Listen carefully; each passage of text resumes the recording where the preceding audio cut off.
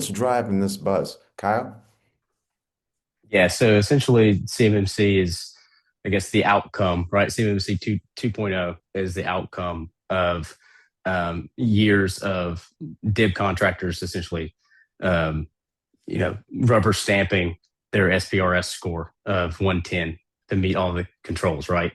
Uh, and essentially telling the DoD, yep, we're good. We're doing exactly what you've asked us to do over the past 10 years since essentially December 31st, 2017, which is about a year after they initially released 171 and then DFARS 7012, which is essentially the CUI piece that all defense contractors handling CUI and FCI have to deal with. Basically, what it is uh, you know going back to my point of like rubber stamping.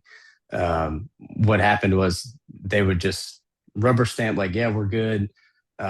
We've done what you've asked us to do.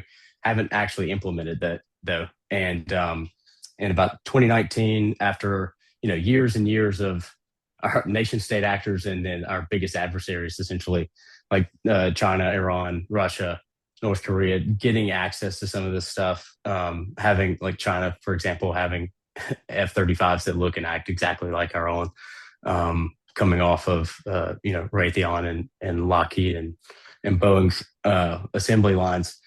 Um, you know, they quickly realized, wow, we're hemorrhaging CUI to all of our adversaries, and so Inspector General came down and said, this has got to stop. And so that's when like Katie Arrington and the crew at DoD put together the initial CMMC framework. CMC 1.0 had like 5 levels, and then I think 2021, after like a couple of years of DIBCAC assessments and quickly realizing that this was the case and that all of these Inspector General reports were true, quickly said, all right, let's do 3 levels, and then we're going to try to really put a validation mechanism in place for NIST 800-171.